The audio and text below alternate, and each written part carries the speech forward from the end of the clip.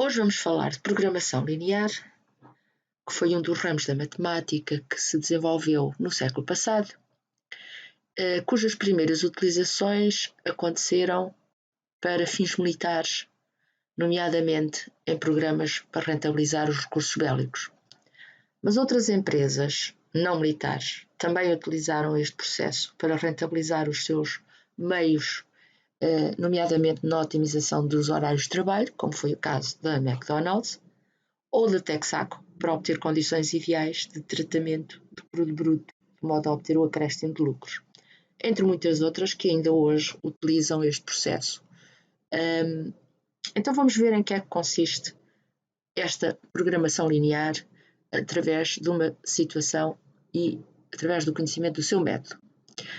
Ora, no método da programação linear, nós podemos utilizar uma metodologia gráfica e ou uma metodologia algébrica. Claro que com problemas com grande diversidade de variáveis e quantidade de cálculos muito grandes, é imprescindível o recurso ao computador.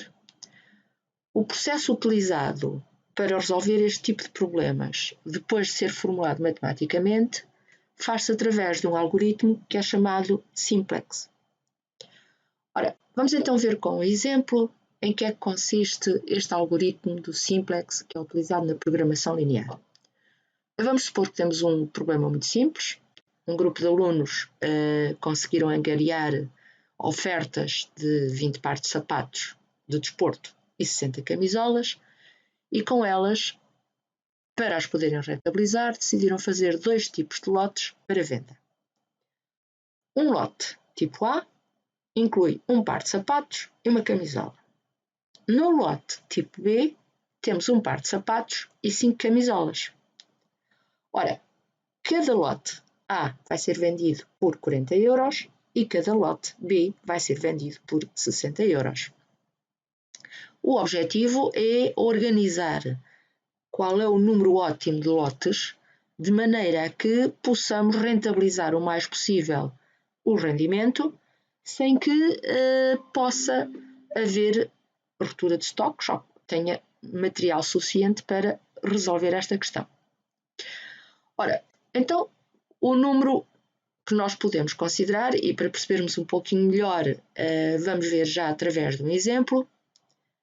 Se nós considerarmos, por exemplo, 10 lotes do tipo A e 5 lotes do tipo B, fazendo as contas ao valor que cada um deles vai ser vendido, nós obtemos um lucro de 700 euros.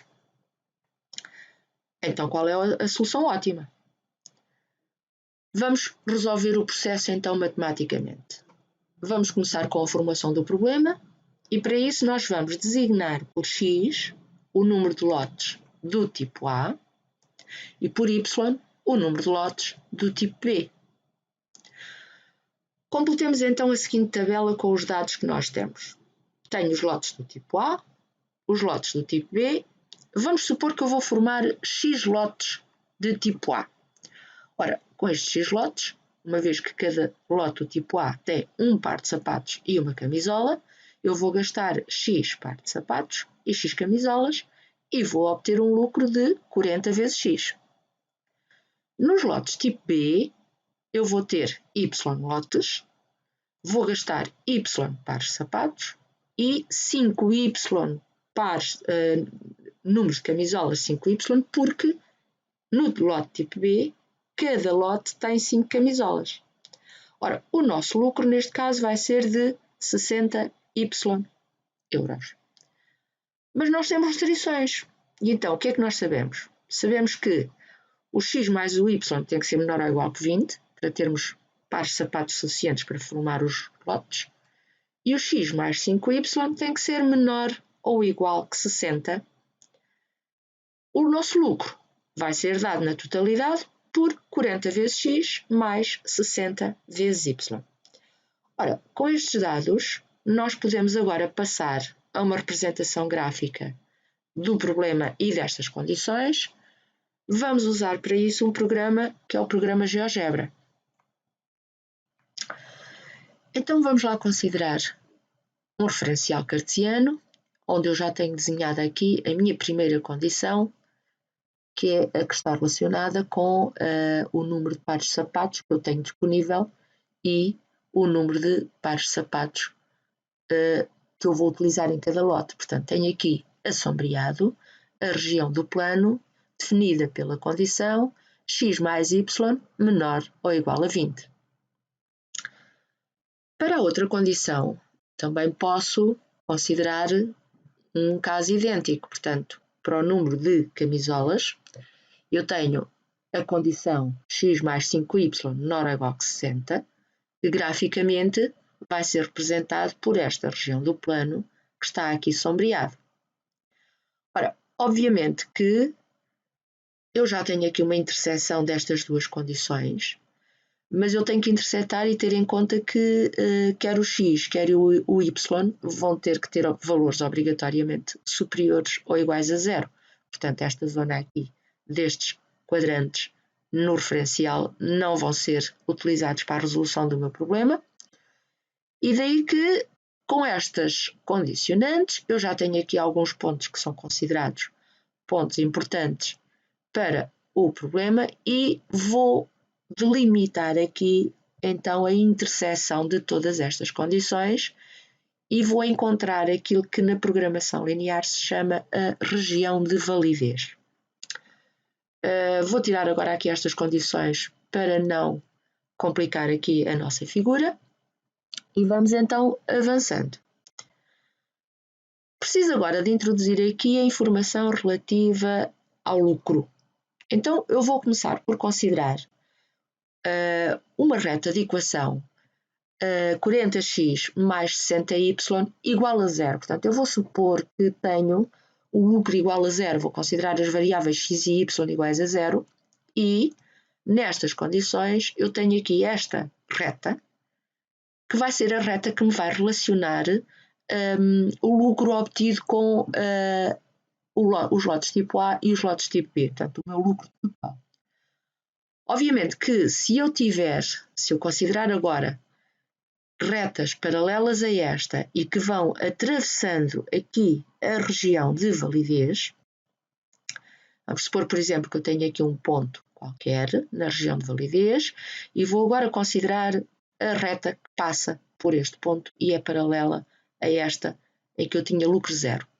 Ora, isto significa, por exemplo, que se eu tiver 5 lotes do tipo A e 2 lotes do tipo B, neste caso o meu lucro não é 16 euros porque, se repararem, esta expressão está simplificada, portanto o meu lucro será obtido se eu multiplicar 16 por 20, que é o valor pelo qual eu tenho que multiplicar para estas duas equações serem equivalentes, ou serem representadas com os mesmos coeficientes para o x e para o y.